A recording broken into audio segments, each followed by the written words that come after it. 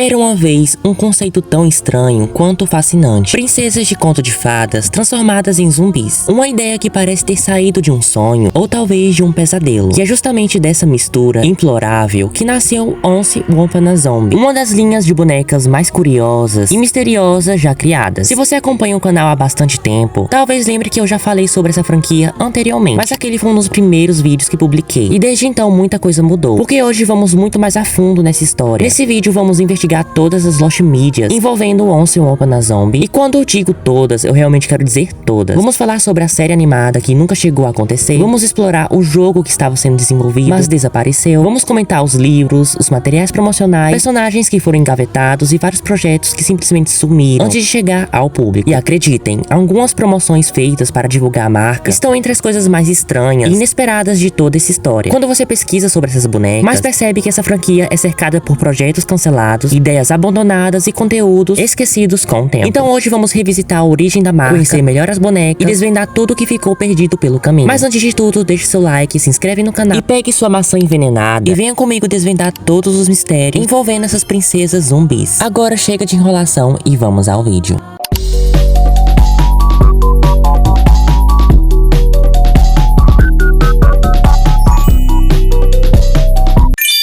Anos 2010, uma época que o sombrio estava em alta em todos os lugares. Os zumbis dominavam filmes, séries e jogos, e até a cultura da internet. Produções sobre apocalipse zumbis faziam enorme sucesso, como o filme adolescente Meu Namorado é um Zumbi e a série The Walking Dead faziam enorme sucesso na época. Mas os zumbis não eram a única febre da internet. Vampiros, bruxas, monstros, criaturas sobrenaturais estavam por toda parte. O visual sombrio, inspirado por tendências alternativas da internet e pela estética gótica, marcou parte daquela geração. E também influenciava brinquedos, moda e entretenimento. E foi justamente nesse cenário que aconteceu algo muito importante para a indústria das bonecas. O enorme sucesso de Monster High mostrou que existia um público interessado em personagens assustadores e diferentes, fora do padrão tradicional da Barbie ou de princesas clássicas. Depois disso, diversas empresas tentaram criar suas próprias versões desse fenômeno. Surgiram inúmeras linhas de bonecas inspiradas nesse conceito, todas tentando conquistar essa fatia do mercado que estava em plena expansão. Ao mesmo tempo, contos de fadas continuavam extremamente populares. A internet adorava reinventar personagens clássicos, então era muito comum encontrar versões alternativas das princesas em estilos diferentes. Princesas góticas, princesas vampirescas, princesas modernas e, é claro, princesas zumbis. A ideia era pegar personagens conhecidos e transformá-los em algo completamente inesperado, que fascinasse as pessoas. E foi justamente dessa união dessas duas tendências, os sucessos do conto de fadas e a obsessão da época pelo universo zumbi, que nasceu Once Upon a Zombie. Mas a história de Once Upon a Zombie não começou extremamente do nada. Na verdade, antes mesmo dessa franquia existir, havia um projeto muito parecido sendo desenvolvido pelos mesmos criadores. E é aí que começa a nossa primeira Lost Media. A empresa por trás dessa marca já trabalhava com algum tempo com personagens inspiradas em contos de fadas. E uma das suas linhas mais curiosas era chamada de Fairy Tale Princess. Se você nunca ouviu falar dela, não se preocupe. Ela é relativamente obscura hoje em dia, mas a ideia era simples: criar princesas inspiradas nos contos de fadas clássicos, sem utilizar diretamente as personagens oficiais que conhecemos da Disney. Sabe quando você entra em uma loja e encontra uma boneca claramente inspirada na Rapunzel, na Cinderela ou na Branca de Neve, mas não é exatamente aquela personagem oficial? Então é mais ou menos essa proposta. As bonecas possuem visuais familiares, inspirados em histórias clássicas, mas com identidade própria, para evitar problemas judiciais. O resultado que foi uma linha que acabou passando relativamente despercebida pelo mercado. Ela não chegou a se tornar um grande sucesso e hoje é lembrada por poucos colecionadores, mas curiosamente ela acabou servindo como uma fundação para algo muito maior, porque em vez da empresa abandonar completamente o projeto, os criadores decidiram reaproveitar aquele universo. Eles pegaram aquelas mesmas princesas em 2012 e reformularam seus visuais, reconstruíram a identidade da marca e adicionou um elemento que estava dominando a cultura pop dos anos 2010. E foi assim que nasceu Once Upon a Zombie. A ideia era simples, mas exatamente chamativa para a época. Então, a partir daí, surgiu uma nova franquia com personagens reformuladas, uma história inédita e uma estética que misturava fantasia, terror e conto de fadas.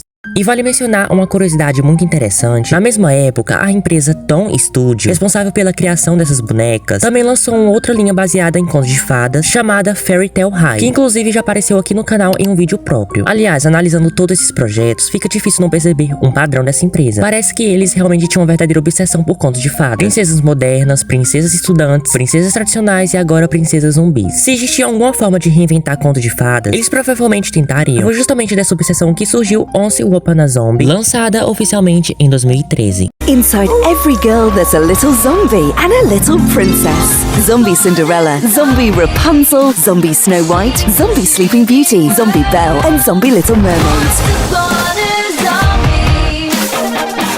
Once upon as zombie princesses. You can collect them all. Available at Argos, each sold separately. A chamada primeira wave contava com 6 personagens inspiradas em princesas clássicas: Cinderela, Branca de Neve, Bela Adormecida, Rapunzel, Ariel e a Bela. Mas o que realmente chamava atenção não era apenas só as personagens escolhidas, mas o grande diferencial da franquia. A estética era sombria e extremamente detalhada. As bonecas possuíam articulações, que é algo bastante valorizado. Suas embalagens lembravam lápides ou até mesmo caixões com a tampa transparente, reforçando toda a estética macabra da coleção. E principalmente os olhos chamavam bastante atenção, porque lembrava um vidro. E os cabelos volumosos e desalinhados transmitiam a sensação de bonecas abandonadas pelo tempo. Mas vale mencionar que a fibra desse cabelo é horrorosa. As roupas apresentavam detalhes desgastados e rasgados. Todos esses elementos ajudaram a construir a identidade única de Once Upon a Zombie. E junto com o lançamento das bonecas, a franquia também tentou expandir seu universo para outra mídia. Na mesma época foi anunciada uma série animada baseada em Once Upon a Zombie, que tinha uma proposta de contar histórias de princesas atingidas por uma misteriosa maldição zumbi. Porém, infelizmente esse projeto nunca chegou a ser desenvolvido por completo. A série acabou recebendo alguns episódios, apenas um ou até mesmo 2, dependendo da forma como é contabilizada pelos fãs, mas nunca ganhou uma temporada completa. Mesmo assim, o material que foi lançado ainda pode ser encontrado no canal oficial da franquia. Visualmente, a animação era bastante interessante, os gráficos possuíam uma aparência que lembrava jogos digitais da época, mas sem ser infantilizado, porque pelo contrário, o estilo combinava muito com a proposta da franquia. A trama também parecia bastante promissora no início, porque a gente pode ver princesas modernas em suas vidas normais conversando pela internet, em uma espécie de vídeo chamada. Mas tudo muda quando elas começam a ser atingidas pela misteriosa maldição, e cada uma se transforma em zumbi, entrando em completo desespero. Embora eu nunca tenha recebido uma continuação, até mesmo o desfecho final, a série deixou uma impressão muito forte de nostalgia. E também, a franquia também tinha planos muito maiores. Além das princesas já lançadas, diversos outros personagens estavam planejados para expandir a franquia. Alguns chegaram a ganhar protótipos, como a Tinkerbell, outros foram apenas anunciados, como a Pocahontas, a Rainha de Copas, Pinóquio e João e Maria, Peter Pan e até os príncipes. A ideia era lançar várias novidades ao longo de 2014, mas quase nada disso aconteceu. A única personagem dessa nova fase que realmente chegou às lojas foi a Alice, do País das Maravilhas. Depois disso, diversos lançamentos foram engavetados. Além das bonecas, da série animada, a linha também queria expandir seu universo em livros. Ao todo, foram lançados 2 romances voltados para o público adolescente, jovem, adulto e além de um livro infantil. O primeiro livro leva os leitores ao universo do Alice dos País das Maravilhas, em um mundo onde diversas terras encantadas foram dominadas pelos mortos-vivos. E nesse cenário, apenas as princesas zumbis conseguem manter sua bondade e sua personalidade, graças ao sangue real que corre entre suas veias. Já o segundo livro continua com a história Caitlyn, que retorna ao mundo real, acreditando que suas aventuras podem ter sido apenas um delírio coletivo. No entanto, ela descobre a verdade por trás desse apocalipse zumbi, que é muito mais sombria do que a gente imaginava. Além disso, a franquia também ganhou um livro infantil, que trazia versões curtas e bem humoradas de contos clássicos como Chapeuzinho Vermelho e João e Maria, reimaginados dentro do universo zumbi. Além de todos esses lançamentos, a franquia também estava com planos de lançar um jogo. Infelizmente, quase não tem informações sobre esse projeto, se não era um jogo para celular ou videogames, mas poucos detalhes foram divulgados. O que sabemos é que essa franquia realmente queria expandir muito esse universo, mas na internet é possível encontrar alguns jogos das personagens focados em moda e em troca de roupas. Mas agora a gente chega a uma das partes mais curiosas e mais controversas dessa história, porque é o marketing de Once Upon a Zombie.